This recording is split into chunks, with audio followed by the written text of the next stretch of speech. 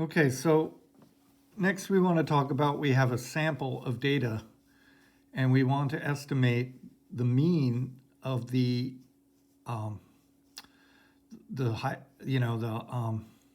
hypothesized distribution that the data comes from. So usually data is just data, but we hypothesize that it comes from some kind of distribution. If, say, the data is a lot of zeros and ones, we might imagine that these 0 and 1s come from a Bernoulli random variables, and then we might want to try to estimate what p is.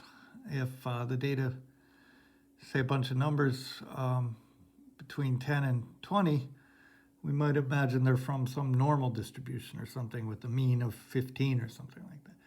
So let's just begin, and we'll be on this for a while, so I'm not really too worried about you understanding these definitions in 5 seconds. It's okay if it takes a while. So estimating true mean of an IID sample, independent identically distributed. Whether a sample really is kind of irrelevant. It's an assumption made in a model, perhaps. It's okay. This is our starting point.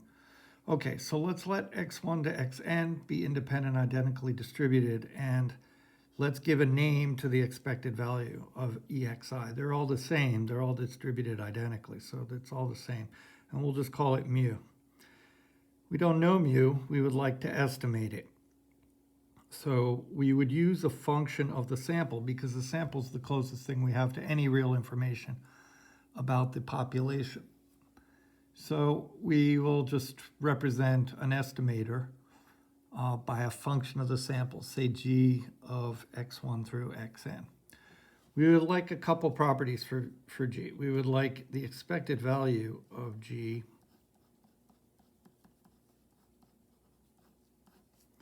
to be equal to mu. This is called being an unbiased estimator. And 2, we would like the variance of g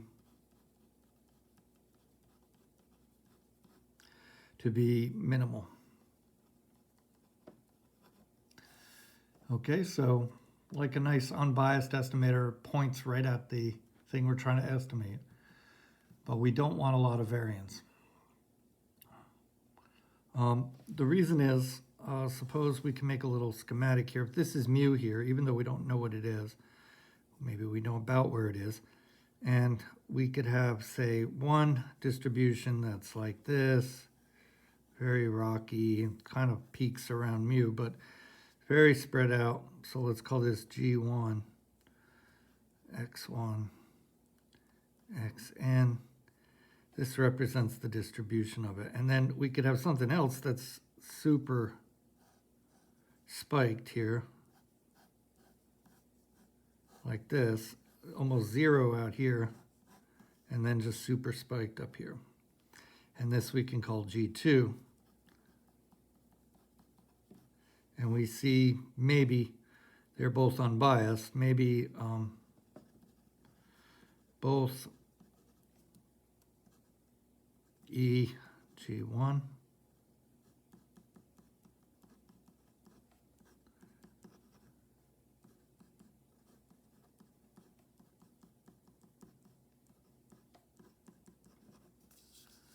okay, but the variance of G2 is lower.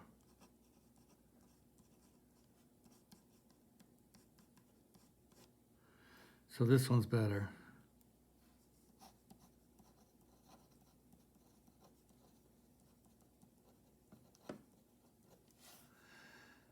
Okay, well, we're just going to try the average as an estimator for the true mean. It makes sense, right? I said if we had a bunch of data between 10 and 20, and we took the average, say the average was 15, it might make sense to say that the expected value is 15. So we'll try that out as an estimator. So turns out x n bar equal to the sample mean, 1 over n, the average, is a common estimator for mu. Okay, so we can check EXN bar equals E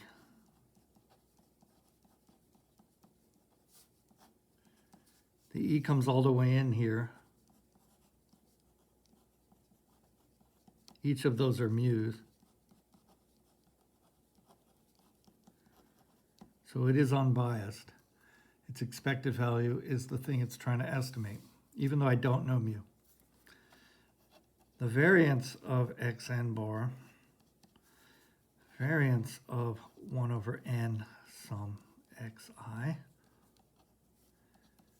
1 over n comes out as a square, you remember, 1 over n squared. And now I have the variance of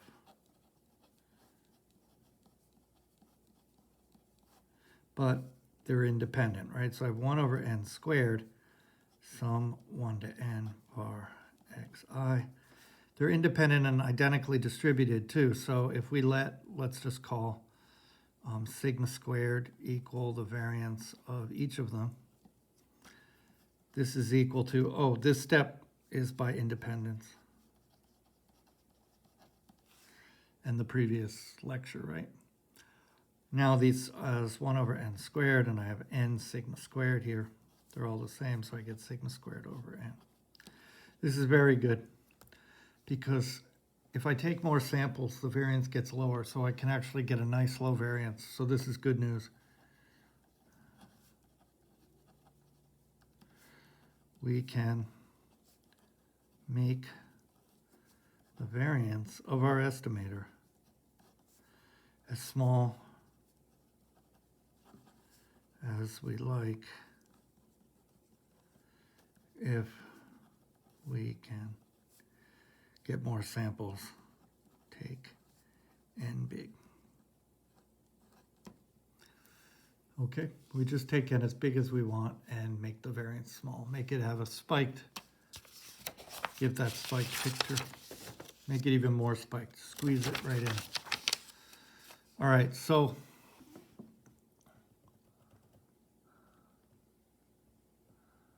all right. Well, let's see, how much time? We're in pretty good shape here.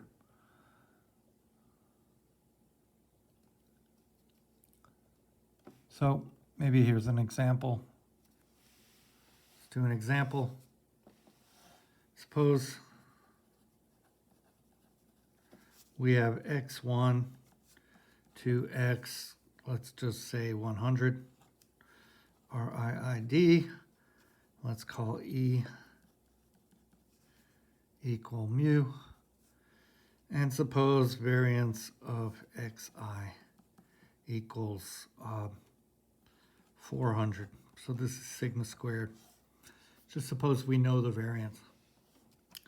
Then if I want E xn bar, we know is mu. It's good. Var xn bar sigma squared over n, which is just 4. Okay, so pretty small. So the original, if I just look at one sample, it varies by 400, or standard deviation square root of 400, 20. So you can make a picture here of xi. Here's mu, its expected value. And here's a standard deviation, 20.